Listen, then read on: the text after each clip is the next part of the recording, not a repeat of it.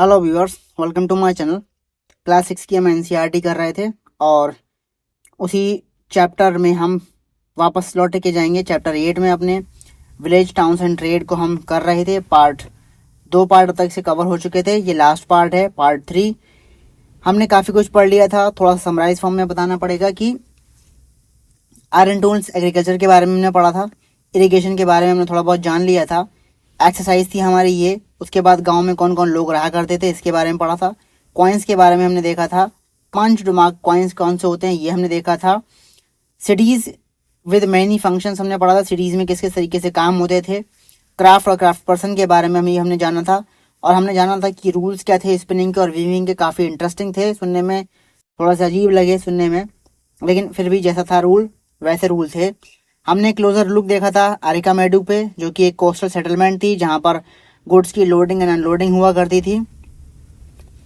इसके अलावा हमें इस भरूच के बारे में, यानी जो एक ग्रीक नेम है भरूच का, ब्रेगाजा, उसके बारे में हमने जानकारी पढ़ी थी इस बॉक्स में। अब हम जो पढ़ेंगे टॉपिक वो पढ़ेंगे ट्रेड एंड ट्रेडर्स का। ट्रेड एंड ट्रेडर्स यानी कि व्यापार और व्यापारी, इनके बारे में हम जानेंगे कि ये क्या व्यापार करते थे और कहाँ कहाँ पे कैसा व्यापार करा करते थे, कौन कौन व्यापारी हुआ करते थे, इसके बारे में हम डिस्कस करेंगे। चलिए स्टार्ट करते हैं। हमने नदन ब्लैक पॉलिश्ड वेयर के बारे में पढ़ा था पीछे, ठीक है। हमने उसको समझा था कि वो क्या चीज़ थी, ये हमने पढ़ा था नदन ब्लैक पॉलिश्ड वेयर। हमने इसको समझा था कि क्या चीज़ थी, कैसे बर्तन ये बनता था।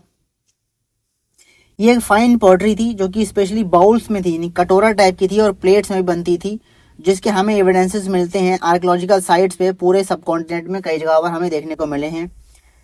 क्या लगता है कि ये किस तरह से पहुंचे इन जगहों पर? Traders may have carried them from places where they were made to sell them to at other places. यानी कि ये बेसिकली जो नदन हमें ब्लैक पॉलिश्ड वेयर मिले हैं, ठीक है, और इसका जिक्र हम कहाँ पे कर रहे हैं? अपने इस वाराणसी वाले रीजन में कर रहे हैं, हम मदुरई के रीजन में कर रहे हैं। तो ये पहुंचे कैसे यहाँ पर, एक सवाल आता नहीं आता है, क्योंकि बनते तो नदन एरिया में थे। जो हमारा नॉर्थ वेस्ट का एरिया कहलाता है वो नदन वेस्ट में था, सब कॉन्टिनेंट में, वहां पर बनते थे। लेकिन ये हमें मिले यहाँ पर हैं वाराणसी के रीजन्स में, तमिलनाडु के मदुरई रीजन में हमें मिल रहे हैं, अरिकामेडू वाले कोस्टल रीजन्स में हमें मिल रहे हैं। कहाँ पे? तो ये आते कैसे थे? जाहिर सी बात है, इनको ट्रेडर्स लेके आते हैं, अपनी उस जगह से लेके आते हैं, क्योंकि एक रूट है, 4 तरीके का। नॉर्थ ईस्ट, आप नॉर्थ वेस्ट के रीजन से आप ईस्ट की तरफ जाएंगे तो वो ट्रैवल और ट्रेड का एक रूट था, हमने पढ़ा था। फिर हम नॉर्थ और साउथ की तरफ अगर कनेक्ट कर रहे हैं तब भी हमें जो है वो एक लोकल रीजन मिल रहा था। कौन सा रीजन, कौन सा सिटी मिल रहा था जिसको बताया गया था? वो एक मेन पॉइंट था, उसका नाम बताइए आप कमेंट्स बॉक्स में, हमने उसका जिक्र किया था वीडियो में, ठीक है। तो या तो वो ट्रेडिंग करने के लिए आते थे और वो सेल होते थे, तो इस वजह से जो है वो हमें वहां पर पाए मिले हैं, वहां पर वो हमें जो है वो वेयर मिले हैं।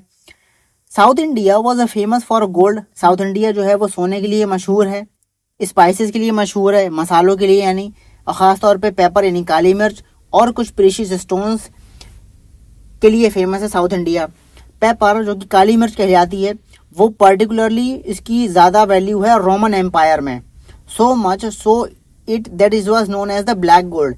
यानी कि रोमन एम्पायर में, यानी रोमन जो एम्पायर था उसमें इस पेपर की इतनी बेहतरीन, इतनी ज़्यादा डिमांड थी, ज़्यादा इसका इतना यूसेज था कि इसको ब्लैक गोल्ड कहा गया, ठीक है, इसको ब्लैक गोल्ड कहा गया। So traders carried many of these goods to Rome. तो ट्रेडर्स जो थे वो हमारे इंडिया से, खास तौर पे जो हमारा सदर्न पार्ट है वहां से जो है वो ऐसे स्पाइसेस लेके गए, स्पाइसेस में भी खास तौर पे वो पेपर लेके गए, और वो पूरा जो है वो समुद्र का रास्ता अपनाते हुए और बाई या जमीनों के कारवान को अपनाते हुए जो थे वो ये सारा सामान जो मसाले वगैरह जो है ये ले जाने लगे। There must have been quite a lot of trade as many Romans gold coin have been found in South India. बहुत ज़्यादा ट्रेड होने लगा क्योंकि हमें रोमन गोल्ड कॉइन्स हमें साउथ इंडिया में देखने को मिले हैं। तो इससे एक अंदाज़ा लग सकता है कि रोमन्स के साथ हम लोगों का एक अच्छा खासा ट्रेड हुआ करता था, इसलिए हमें वहाँ पर रोमन कॉइन, गोल्ड कॉइन हमें ज़्यादा देखने को मिलते हैं, ठीक है। तो एक पोएम दे रखी है, a poem about trade. Trade के बारे में एक पोएम दे रखी है, इसको पढ़ लेते हैं। तो हमें एविडेंसेस मिलते हैं of trade in Sangam poems. Sangam poems में हमें ट्रेड के एविडेंसेस मिलते हैं। Here is one which describe the goods brought into Puhar में लाए जाते थे, जो कि एक इम्पॉर्टेंट पोर्ट है ईस्ट कोस्ट में। पोहार जो है वो एक ईस्ट कोस्ट में एक पोर्ट है, वहां पर गुड्स लाए जाते थे। Swift prancing horses by sea in a ships, bales of black pepper in cart, gems and gold born in the Himalayas, sandalwoods born in the western hills, the pearls of the southern seas, and corals from the eastern oceans. The yield of the Ganga and the crops from the Kaveri, foodstuffs from Sri Lanka, pottery from Myanmar, and other rares and rich import. तो यहाँ पे कुछ सामान आपको देखने को मिलेगा जो अलग अलग जगहों से लाया जाता था। Swift prancing horses by ships in, बहुत तेज और रफ्तार पकड़ने वाले जो घोड़े थे वो समुद्रों के द्वारा, समुद्र के जरिए से शिप मतलब सी वे के जरिए से जो है वो शिप्स में लाए जाते थे घोड़े। Bales of black peppers in cart, यानी कि जो थी बड़े बड़े कार्ड हुआ करते थे जिसमें काली मिर्च हुआ करती थी। जेम्स थे, यानी कि कुछ जेम्स कहा जाए तो वो डायमंड्स और जेम्स जो थे वो गोल्ड बॉन्स वो हिमालयाज में जो मिलते थे वहां से वो सब इकट्ठा करा जाता था। सैंडलवुड जो थी वो वेस्टर्न हिल्स की, पर्ल्स जो थे वो मोती जो थे वो सदर्न सीज के, कोराल्स ईस्टर्न ओशियंस की, गंगा की उपजाऊ जमीन से जो क्रॉप्स निकल कर आती थी और कावेरी की क्रॉप्स थी वो सारी इसमें बताई गई हैं। फूड स्टफ्स, कुछ खाने पीने के आइटम्स जो श्रीलंका से थे। जो पॉटरी थी यानी मटकियाँ थी, जो मिट्टी के बर्तन हुआ करते थे वो म्यांमार से आया करते थे। और बहुत ही जो रेयर और रिच इंपोर्ट्स थे इन सब का जिक्र करा गया है इस पोएम में। लिस्ट करने की कह रहे हैं, हर बॉक्स का एक सवाल जरूर आता है कि एक लिस्ट बनाई जाए थिंग्स की जो मेंशन करी गई हैं, what would they be used for, किस लिए वो यूज हुआ करती थी। आगे कह रहे हैं ट्रेडर्स एक्सप्लोर्ड सेवरल सी रूट, ट्रेडर्स ने जो थे वो अलग अलग जो हैं वो रास्ते ढूंढे हुए थे, खोजे हुए थे, नए नए रास्ते खोजे थे उन्होंने। Some of these followed the coast, कुछ लोग जो थे वो तटीय इलाकों को फॉलो करते हुए जो है वो आया करते थे। There were others across the Arabian sea से कुछ लोग आते थे, कुछ लोग बे ऑफ बंगाल से क्रॉस करके आते थे, जहां पर सेलर्स यानी कि जो बेसिकली जो शिप को चलाते हैं सेलर्स, वो took advantage of the monsoon wind to cross the sea more quickly. तो उन्होंने रूट को एक्सप्लोर कर रखा था अरेबियन सी से, बे ऑफ बंगाल से, और वो मॉनसून विंड का एडवांटेज लेते थे जिससे कि जो है वो आसानी से जो है वो सी को क्रॉस कर सकें। So if they wanted to reach the western coast of the subcontinent from East Africa, यानी कि ईस्ट अफ्रीका से अगर वो सब कॉन्टिनेंट में वेस्टर्न कोस्ट पर यानी हमारे सब कॉन्टिनेंट के वेस्टर्न कोस्ट पे अगर वो आना चाहते हैं और या फिर वो अरबिया से अरब से आ रहे हैं निकल के, they chose to sail with the south west monsoon, तो उनको जो है वो साउथ वेस्ट मानसून को की हेल्प लेनी पड़ेगी और उसके जरिए से जो है वो अपने जहाज़ों को जो है वो सेल करेंगे। मैप में आपने देखा होगा वर्ल्ड का मैप में, तो उसमें आपका सपोज जो है वो इस तरीके से अफ्रीका है, कुछ इस तरीके से अफ्रीका है और अफ्रीका से ही जुड़ा हुआ जो है वो यहाँ पर आपका यहाँ पे कुछ ये रीजन है आपका सऊदी अरेबिया का। तो यानी यहाँ से ईस्ट अफ्रीका से, ये ईस्टर्न पार्ट नहीं अफ्रीका का, इस ईस्टर्न पार्ट से या सऊदी अरेबिया से निकल के जो आएंगे और अगर उनको वेस्टर्न कोस्ट में पहुंचना है, सब कॉन्टिनेंट में हमारे इंडिया का सब कॉन्टिनेंट वेस्टर्न कोस्ट कौन सा है, वो गुजरात का इलाका, जो यानी कि गुजरात का इलाका, सपोज यहाँ पर आपका जो है वो गुजरात का इलाका इस तरीके का है कुछ, ये पूरा इस तरीके का है। तो उन्हें अगर यहाँ पे पहुंचना है तो वो यहाँ पर कौन सी विंड का सहारा लेंगे, साउथ वेस्ट मानसून का सहारा लेंगे और वो इस जगह पर पहुंचेंगे वेस्टर्न कोस्ट पर सब कॉन्टिनेंट के। And sturdy ship has to be build for these long journey, और इन लॉन्ग जर्नीज के लिए जो है वो उन्हें बड़े ही मजबूत जहाजों को बनाना पड़ेगा। ठीक है, तो ये ट्रेडर थे और ट्रेडिंग इस तरीके से वो करा करते थे। ठीक है, पूरा रूट उन्होंने डेवलप कर रखा था, एक एक्सप्लोर कर रखा था, रूट एक्सप्लोर कर रखे थे, कौन कौन से आइटम्स लेके जाया करते थे, वो ट्रेडिंग होती थी, इन सब का जिक्र यहाँ पर हमें देखने को मिलता है। नए किंगडम्स भी एस्टैब्लिश हुए थे कोस्ट पर, यानी तटवर्ती इलाके जो थे, यानी कि वहां पर जो थे वो नए किंगडम्स भी जो थे वो डेवलप होने लग गए। ठीक है, नए किंगडम्स बनने लगे कोस्ट पर। Southern half of the sub continent का जो सदर्न हाफ था, यानी हमारे सब कॉन्टिनेंट का जो सदर्न पार्ट है, ये वाला पार्ट जो था, is marked by a coast line से वो मार्क था। पूरा हमारा ये पूरा यहाँ पर जो है वो सब सारा का सारा जो है वो समुद्री इलाका है। यहाँ पर हिल्स भी हैं, आपने बखूबी देखे होंगे। इधर आपके क्या नाम है, ये इधर आपकी ईस्टर्न घाट्स हो गई, ये वेस्टर्न घाट्स हो गए। यहाँ पे आपको हिल्स मिलेंगी, अरावली हिल्स की पहाड़ियाँ मिलेंगी, प्लेटोज मिलेंगे, जो डेक्कन प्लेटो आता है। यहाँ पर आपका रिवर वैलीज आपको यहाँ पर देखने को मिलेंगी, जैसे कि यहाँ पर कावेरी रिवर थी तो वहाँ पर वैली निकल कर आती है न, बाकी जो रिवर्स हैं आपको वहाँ पर वो सब वैलीज बनाती हैं। तो इन्हीं रिवर वैलीज के ही अमंग्स में that of Kaveri river is the most fertile. यहाँ पर आपका जो ये वेस्टर्न पार्ट है, जैसे कि मैं आपको दोबारा मैप पे दिखाऊं, आपका ये सदर्न पार्ट जो है वो इंडिया का, यहाँ पे कहीं कावेरी रिवर फ्लो करती है इस जगह पर। तो यहाँ पर ये काफ़ी एरिया काफ़ी फर्टाइल था। जैसे नदर्न एरिया में आपका गंगा का रीजन जो था वो काफ़ी फर्टाइल था ना, वैसे ही यहाँ पर सदर्न पार्ट में कावेरी का रीजन काफ़ी फर्टाइल था। जो चीफ थे, जो राजा थे, जिन्होंने कंट्रोल कर लिया था इन रिवर वैलीज को, and the coast became rich and powerful. जो ये इलाके थे, तटवर्ती इलाके, ये काफ़ी रिच एंड पावरफुल हो गए थे। हम यहाँ पर पढ़ेंगे ना, यहाँ पर इस जगह पर खास तौर पर जो सदर्न पार्ट है, यहाँ पर 3 तरीके की डायनेस्टी यहाँ पे आपको देखने को मिलेंगी। ठीक है, इसमें कि चोलास होगी, चेरेस होगी और पांड्यास होंगी। तो ये जो डायनेस्टी थी ये काफ़ी यहाँ पर रिच और पावरफुल बन गई।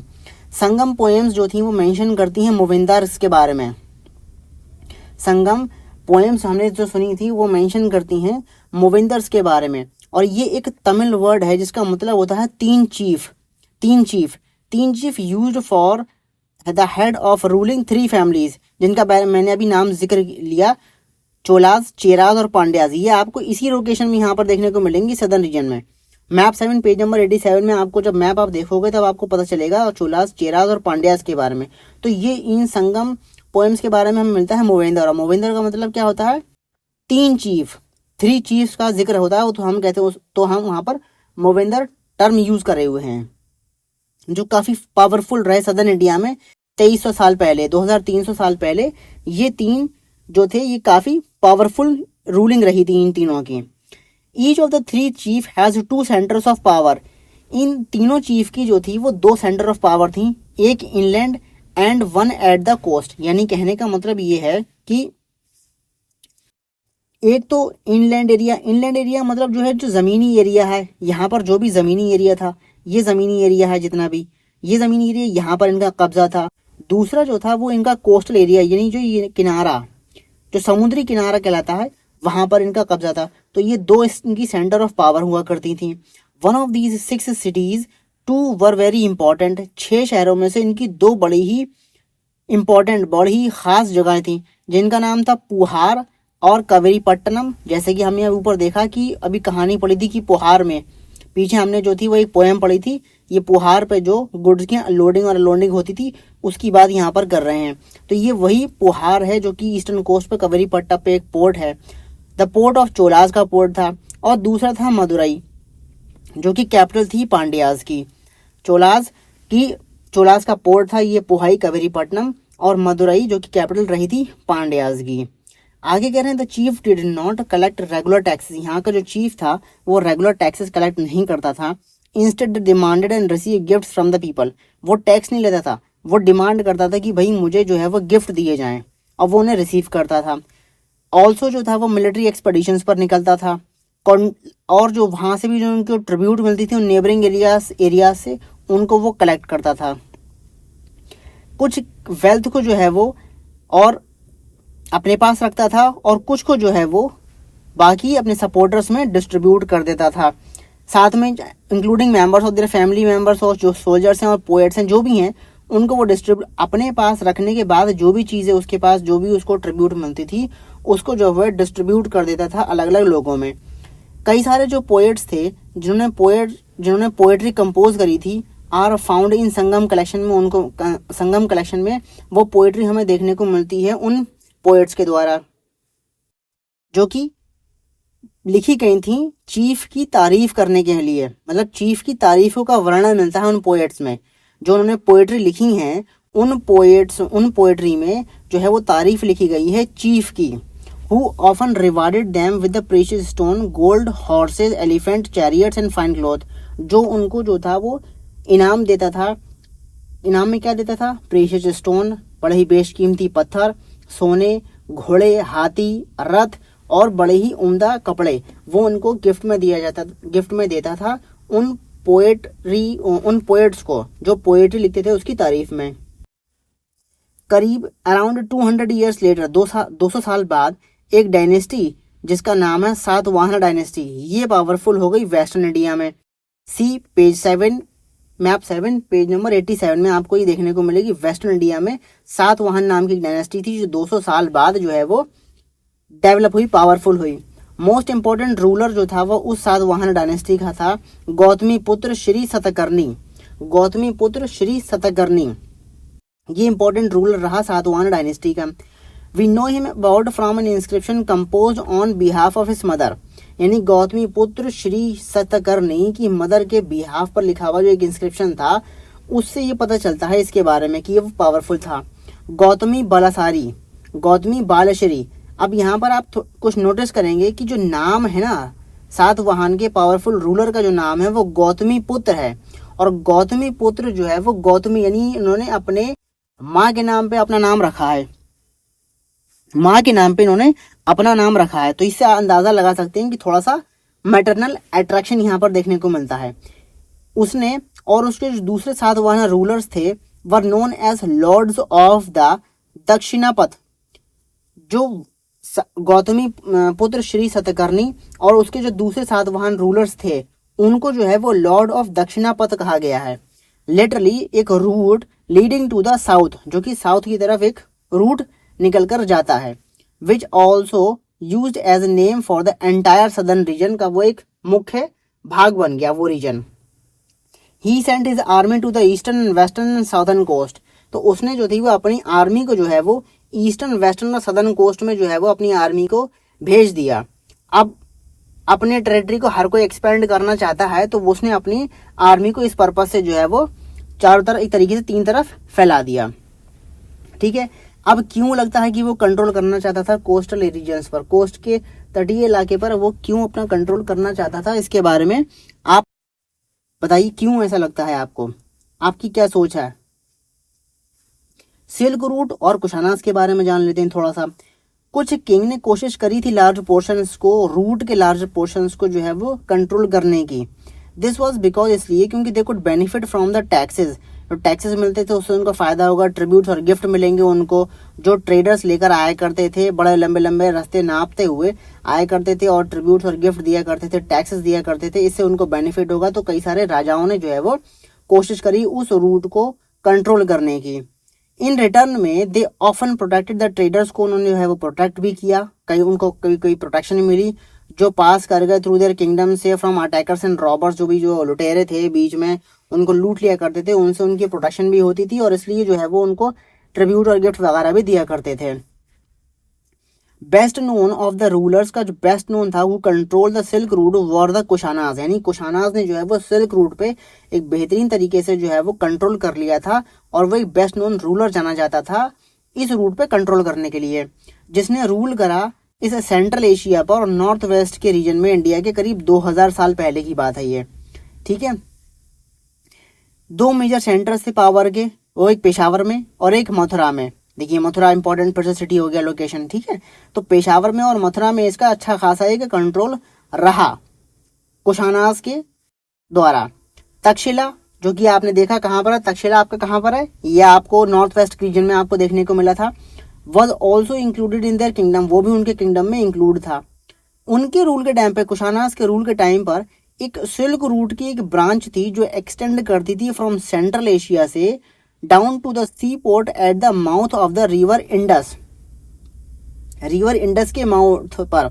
अब रिवर इंडस कहाँ से निकलती है ये आप देखिएगा मैप में, तो वहां से लेके पूरा जो था वो सेंट्रल एशिया का वहां तक पूरा का पूरा एक सिल्क रूट था where silk was shipped westward to the Roman Empire, जहां से जो थी वो सिल्क को जो है वो रेशम को जो है वो वेस्ट शिप करा जाता था, westward to Roman Empire से, वेस्ट की तरफ से रोमन एम्पायर की तरफ जो है वो पूरा सिल्क जो है वो शिप करा जाता था, यानी कि शिप की ट्रांसपोर्टेशन होती थी रोमन एम्पायर तक वेस्टर्न वर्ल्ड से। तो इस तरीके से जो है पूरा एक सिल्क रूट था और इस पर अच्छे कई सारे राजाओं ने जो है वो कंट्रोल करने की कोशिश करी थी, लेकिन सबसे अच्छा कंट्रोल जो है वो कुशानास के टाइम पीरियड पे रहा, करीब 2000 साल पहले के टाइम पे।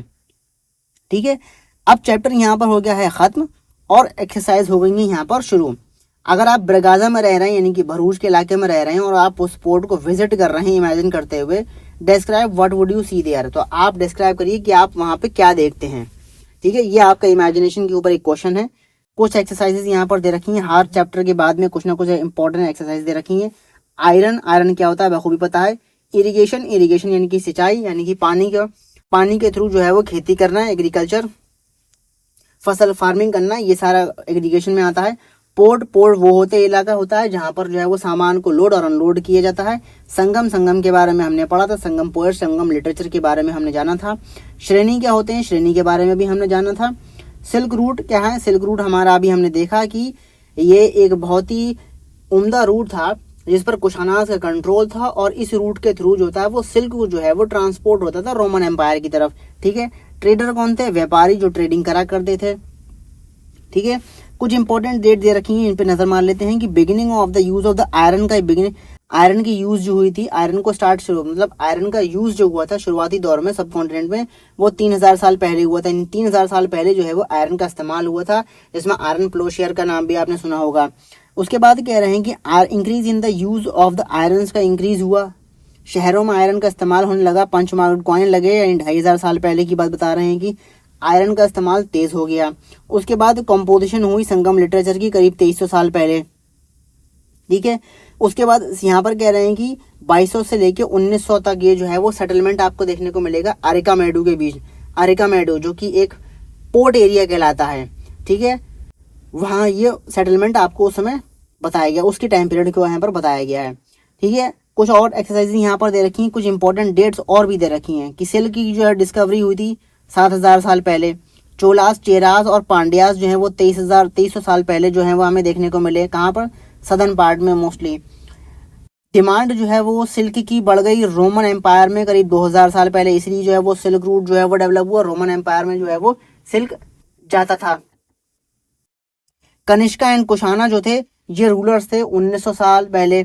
कनिष्का और कुशाना जो रूलर्स थे वो 1900 साल पहले के थे।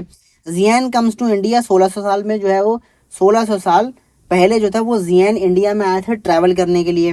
जियान जूंग जो थे वो इंडिया भी आए थे। अपार composes devotional poems in praise of the Shiva, और इन्होंने जो थी वो जिन्होंने जो थी वो पोएम्स को जो है वो लिखा था जो तारीफों में थी लॉर्ड शिवा के। करीब 1400 साल पहले की ये बात है। कुछ इंपॉर्टेंट डेट यहाँ पर दे रखी हैं और कुछ क्वेश्चंस इंपॉर्टेंट दे रखे हैं, इनको आप जरूर प्रैक्टिस करिएगा ताकि ये चैप्टर आपके दिमाग में ठीक तरह से बैठ जाए।